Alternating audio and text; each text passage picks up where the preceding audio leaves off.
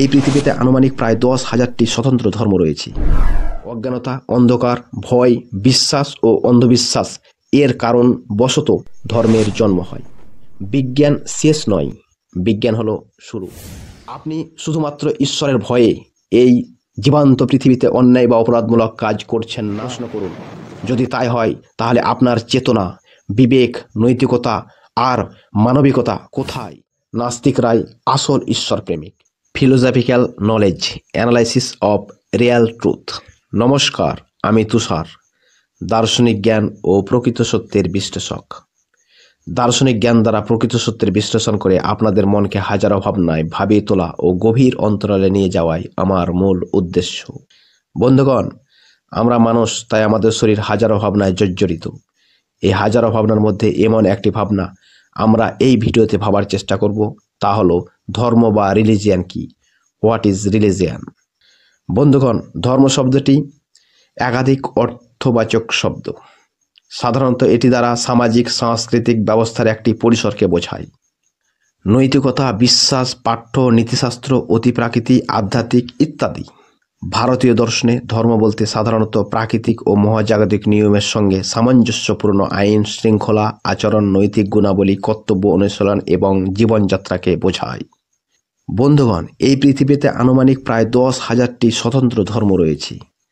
তবে এগুলির মধ্যে বেশিরভাগই অঞ্চলভিত্তিক ক্ষুদ্র ক্ষুদ্র অনুসারী রয়েছে। বৃহত্তর ধর্ম বলতে আমরা 4টি ধর্ম দেখতে পাই: খ্রিস্টান ধর্ম, ইসলাম ধর্ম, হিন্দু ধর্ম আর বৌদ্ধ ধর্ম। বন্ধুগণ, বাংলায় ব্যবহৃত ধর্ম শব্দটি একটি তৎসম তথা সংস্কৃত শব্দ। এর উৎপত্তি ধৃ ধাতু থেকে, যার অর্থ ধারণ বা বহন। ধর্ম শব্দটি ঐতিহাসিক বৈদিক ধর্মের সময় থেকে ব্যবহার হয়ে আসছে।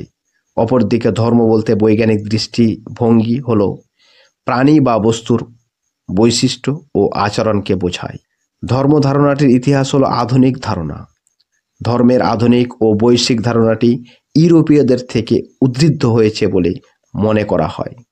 ধর্মের ইতিহাস বিভিন্ন ধর্মমতে ভিন্ন ভিন্ন, তবে বর্তমান পৃথিবীর প্রধান 3টি ধর্ম তথা খ্রিস্টান, ইসলাম ও ইহুদি ধর্মমতে পৃথিবীর সকল মানুষ একজন পিতা ও একজন মাতা থেকে জন্মগ্রহণ করেছে। এই 2 জন আদি পিতা ও মাতা, আদম ও হাওয়া। এই 3 ধর্মগ্রন্থ থেকে পাওয়া যায়, যা হলো বাইবেল, নিউ টেস্টামেন্ট, কুরআন মাজিদ ও তাওরাহ, ওল্ড টেস্টামেন্ট। বন্ধুগণ, অন্যদিকে হিন্দু শব্দটি একটি উচ্ছ্বসিত শব্দ এবং হিন্দু ধর্মকে পৃথিবীর প্রাচীনতম জীবিত ধর্ম হিসাবে দেখা হয়। হিন্দু ধর্ম অনুশীলনকারীরা তাদের ধর্মকে সনাতন ধর্ম বা চিরন্তর পন্থা হিসাবে উল্লেখ করেন, যার সম্পূর্ণ শাস্ত্রীয় গ্রন্থগুলি 3000 বছর আগেকার বলে মনে করা হয়। যাই হোক বন্ধুগণ, এবার আমরা একটু দেখি বর্তমান সময় অনুসারে পৃথিবীতে প্রধান কয়েকটি ধর্ম অনুসারীদের সংখ্যা। 2024 সালের হিসাবে খ্রিস্টান 2.85 বিলিয়ন অর্থাৎ 31.11%, ইসলাম 2.027 বিলিয়ন অর্থাৎ 24.9%, হিন্দু ধর্ম 1.242 বিলিয়ন অর্থাৎ 15.16%, বৌদ্ধ ধর্ম 535 মিলিয়ন অর্থাৎ 5.06%, আর ধর্মনিরপেক্ষ, ধর্মহীন, অ্যাগনস্টিক, নাস্তিকের সংখ্যা 1.245 বিলিয়ন অর্থাৎ 15.58%, আর বাকি অন্যান্য ধর্মাবলী। এই হলো আস্তিক, নাস্তিক, অ্যাগনস্টিক এর বর্তমান তথ্য, যা আপনারা গুগল সার্চে গেলে সমস্ত তথ্য পেয়ে যাবেন। যাই হোক বন্ধুগণ, ইন্টারনেটে যেটি আপনারা পাবেন না সেটি হলো যুক্তি, তর্ক, ধ্যান ধারণা, জ্ঞান ও বিবেক বুদ্ধি দ্বারা কোনো কিছুর সিদ্ধান্তে পৌঁছানো এবং প্রকৃত সত্যকে অনুধাবন করা। চলুন ধর্মের অতি প্রকৃতিকে বিশ্লেষণ করি ও করার চেষ্টা করি। দার্শনিক দৃষ্টিকোণ দ্বারা ধর্মের গভীর থেকে গভীরতর ডুবকি লাগানোর আগে অনুরোধ করব, চ্যানেলটি সাবস্ক্রাইব করে সঙ্গে থাকবেন এবং শেষ পর্যন্ত ভিডিওটি দেখবেন ও পারলে একটি লাইক দিয়ে উৎসাহিত করবেন। বন্ধুগণ, কোনো বিশেষ বিষয় নিয়ে বিশ্লেষণ করতে গেলে আমাদেরকে শুরু থেকেই শুরু করতে হবে। ধর্মজ্ঞানও তার ব্যতিক্রম নয়। আজ থেকে প্রায় 3 লক্ষ বছর আগে হোমো হ্যাবিলিস প্রজাতি থেকে শারীরবৃত্তীয়ভাবে আধুনিক মানুষের আবির্ভাবের প্রমাণ পাওয়া যায়। বিবর্তন বা ইভলিউশন এর মাধ্যমে শারীরিক অঙ্গপ্রত্যঙ্গের পরিবর্তন ঘটে। তার সঙ্গে মানুষের মস্তিষ্কের সেলগুলির আকার আকৃতি ও পরিবর্তনের সঙ্গে সঙ্গে মস্তিষ্কের স্মৃতির ডেভেলপ হতে শুরু করে। ধীরে ধীরে জ্ঞান বুদ্ধি বাড়তে শুরু করে। মানুষ তখন চিন্তা ভাবনা এবং প্রশ্ন করতে শুরু করে। স্মৃতি ডেভেলপ বা উন্নত এর কারণে মানুষ ঘুমন্ত অবস্থায় স্বপ্ন দেখতে শুরু করে, আর তখন অবাক হয়ে নানা প্রশ্নের সম্মুখীন হয়। স্বপ্নে বস্তুসমূহকে দেখে আশ্চর্যিত হয়ে পড়ে, ব্যাকুল হয়ে পড়ে। জিজ্ঞাসায় মন ব্যাকুল হয়ে পড়ায় ধীরে ধীরে প্রশ্নের উত্তর খুঁজতে শুরু করে। আর হ্যাঁ বন্ধুগণ, এই সময়টুকু কয়েক বছরের নয়, কয়েক হাজার বছরের ব্যবধান, ইভলিউশন এর ফল। যাই হোক, মানুষের প্রশ্ন জিজ্ঞাসা থেকেই শুরু হয় সমাধানের বা সিদ্ধান্তের, আর তখনই মানুষের মধ্যে প্রকৃত জ্ঞানের উদ্ভব ঘটতে শুরু করে। ধীরে ধীরে সেই আকাঙ্ক্ষিত সিদ্ধান্তের বা সমাধানের উদ্দেশ্যে জন্ম নেই মহান দর্শনের বা ফিলোসফির। তাই দর্শনকে সকল বিষয়ের আদি মাতা বলা হয়, কারণ সমস্ত জ্ঞান বিজ্ঞানের, এমনকি এখনকার আধুনিক বিজ্ঞান ও কলা কৌশল এর জন্মদাতা দর্শন এবং শেষও দর্শন বা ফিলোসফি। তাই উচ্চতর বিদ্যা নিতে হলে ডক্টর অফ ফিলোসফি করতে হয়, অর্থাৎ পিএইচডি ডিগ্রি। যাই হোক, মূল বিষয়ে ফিরে আসি। ধীরে ধীরে মানুষের মনে প্রশ্ন জিজ্ঞাসা এবং সিদ্ধান্তের ব্যাকুলতায় চিন্তা ভাবনা কল্পনা স্মৃতি ইত্যাদি মানসিক অনুভূতি বাড়তে শুরু করে। তেমনি অন্যদিকে প্রাকৃতিক দুর্যোগের কারণে ভয় ভীতির জন্ম হতে শুরু করে। জীবনে টিকে থাকার লড়াই, মায়া মমতা আবেগ উচ্ছ্বাস ইত্যাদি দুর্বল অনুভূতির কারণে ভালোবাসা প্রেম পরিবার পরিজনকে বাঁচিয়ে রাখার লড়াই ও বস্তুজগতের ঘটনাসমূহের সকল প্রকার জ্ঞান না থাকার কারণে অসাধারণ অলৌকিক ভাবা ওই সমস্ত বস্তুসমূহের প্রতি ভয়ের ভীত গড়ে ওঠে।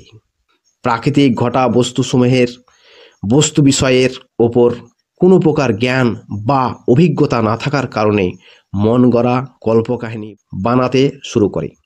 বিপদগ্রস্ত বস্তু বিষয়ের ওপর ভয় দুর্বলতা কারণবশত সেই বস্তু বিষয়কে শান্ত বা সন্তুষ্ট করার উদ্দেশ্যে পুজো বা প্রার্থনা করতে শুরু করে। একইভাবে শুভ ঘটনা সমূহকে দেখে শ্রদ্ধা ও ভক্তি করা শুরু করে। এইভাবে প্রকৃত জ্ঞান ও দর্শনের অভাবে বিশ্বাস কিংবা অন্ধবিশ্বাস সে সময়ের মানুষের মনে জায়গা করে নেয়। সময়ের সাথে সাথে প্রাকৃতিক বস্তু বিষয়ের ওপর চিন্তা প্রখর হতে শুরু করে। তখন সমস্ত কার্যের পেছনে এক বিশাল ও মহান শক্তি বা ঈশ্বরের উপলব্ধি বিশ্বাস করতে শুরু করে। সেই বিশ্বাস আস্তে আস্তে অন্ধবিশ্বাসে পরিণত হয়, আর অন্ধবিশ্বাসের ভাবনা থেকেই সেই মহান ঈশ্বরের দেওয়া উপহার কিংবা শাস্তিস্বরূপ স্বর্গ ও নরক এক কাহিনীতে বিশ্বাস করতে শুরু করে। সমস্ত কার্য বা কারণের পেছনে মহান শক্তির একমাত্র হাত, যিনি সমস্ত কর্মের বা কার্যের বিচার করে থাকেন। এইভাবে বন্ধুগণ, ধীরে ধীরে অজ্ঞানতা অন্ধকার ভয় বিশ্বাস ও অন্ধবিশ্বাস এর কারণ বশত ধর্মের জন্ম হয়। বিভিন্ন বিধি বিধান সংস্কার আচার আচরণ দ্বারা ধর্মের প্রতি মানুষের আসক্তি হয়ে পড়ে। স্বর্গ ন্যায় লোভের কারণে এবং নরক ন্যায় ভয়ের কারণে ধর্মের গোড়ামি মানুষের মনকে চিরতরে জড়িয়ে ধরে। অন্ধবিশ্বাসের কারণে কুসংস্কার গড়ে ওঠে। মানুষে মানুষে বিভেদ ভেদ ছোট ছোট গোষ্ঠী বা ক্ষুদ্র ক্ষুদ্র নানা ধর্মের জন্ম হতে থাকে এবং জাতিবাদ নামক নিকৃষ্টতম প্রথা প্রচলন শুরু হয়। এইভাবে কুসংস্কারচ্ছন্ন সমাজ ব্যবস্থা গড়ে ওঠে। বন্ধুগণ, প্রকৃত অর্থে কুসংস্কার অন্ধবিশ্বাস, অজ্ঞানতা এবং ভয় হলো ধর্মের মূল ভীতি বা বৈশিষ্ট্য। আরও ভাবলে বোঝা যায় যেটি হলো লোভ বা লালসা, স্বর্গ বা জান্নাতের লোভ, যা খুবই আশ্চর্য লাগে। বন্ধুগণ, ইতিহাসের কোনো এক পাতায় অন্ধবিশ্বাস, কুসংস্কারচ্ছন্ন ও মূর্খ সমাজ ব্যবস্থাকে শিক্ষা প্রদান করার উদ্দেশ্যে কোনো এক দল পণ্ডিত ব্যক্তিবর্গ তাদের জ্ঞান দ্বারা, যুক্তি দ্বারা, বিচার দ্বারা এবং তর্কের মাধ্যমে মানবিকতাবাদের পক্ষ নিয়ে সমাজ পরিবর্তনের চেষ্টা করলে তাদেরকে নাস্তিক, পাপী, দানব ইত্যাদি উপাধি দেওয়া হয়। কি আশ্চর্য ভাবুন! অথচ ওই পাপীবর্গ গণেদের স্বর্গ বা জান্নাতের বিন্দুমাত্র লোভ বা লালসা নেই। তারা জীবন্ত অবস্থায় সুখী থাকতে চায় ও সুখী দেখতে চায়। তাদের ধর্ম হলো মানুষের কল্যাণ বা মানবিকতার ধর্ম। তারা মৃত্যুর পর আর কোনো সুখ বা দুঃখের বিশ্বাস করে না, কারণ এগুলির কোনো প্রমাণ নেই। প্রমাণ, যুক্তি, বিচার বা বিশ্লেষণ ছাড়া ওরা কোনো কিছুই অন্ধভাবে বিশ্বাস করে না বা মেনে নেয় না। আর এই থেকেই, অর্থাৎ প্রমাণ এবং যুক্তি ও বিচারের খোঁজে বিজ্ঞান নামক বিশেষ জ্ঞানের জন্ম হয়, যা আজ অবধি তাদের দেওয়া অনুদানে আমরা পরিচালিত। তারাই শিখিয়েছে প্রকৃত সত্যকে জানার চেষ্টা এবং প্রকৃত জ্ঞানের স্বরূপকে জানার চেষ্টা করা। বন্ধুগণ, অন্য বিষয়ে কথা না বাড়িয়ে মূল বিষয়ে আসি। তবে আর একটি কথা না বললেই নয়, সেটি হলো বিজ্ঞান শেষ নয়, বিজ্ঞান হলো শুরু। কথাটি আরও একবার ভাবুন।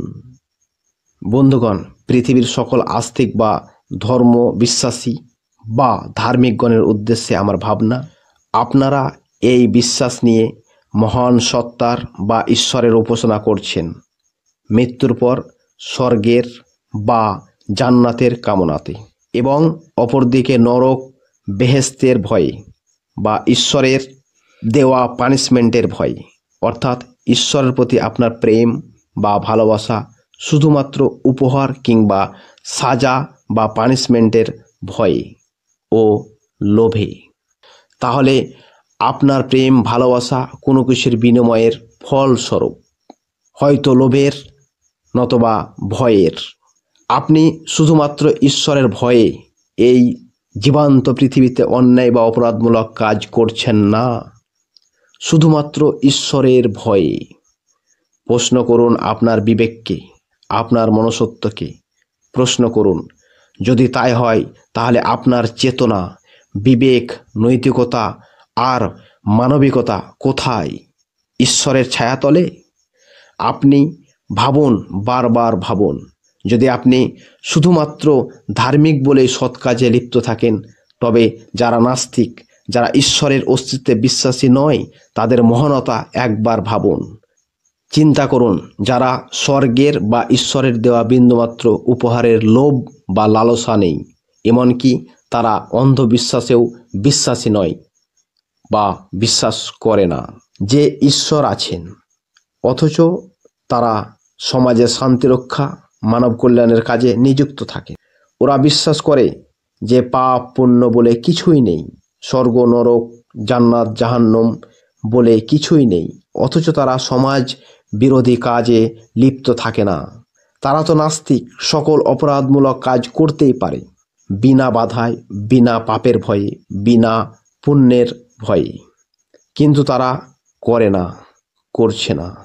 তাহলে বন্ধুগণ, এদিক থেকে ভাবতে গেলে বলতে হবে যে ওরাই, অর্থাৎ নাস্তিকরাই আসল ঈশ্বর প্রেমিক। বিনা স্বার্থে, বিনা লোভে সৎ কর্মে করে যাচ্ছে, সৎ কার্য করে যাচ্ছে, স্বর্গ বা জান্নাতের লোভে নয়, ঈশ্বরের সঙ্গে কোনো প্রকার চুক্তি বা বিনিময় ছাড়াই।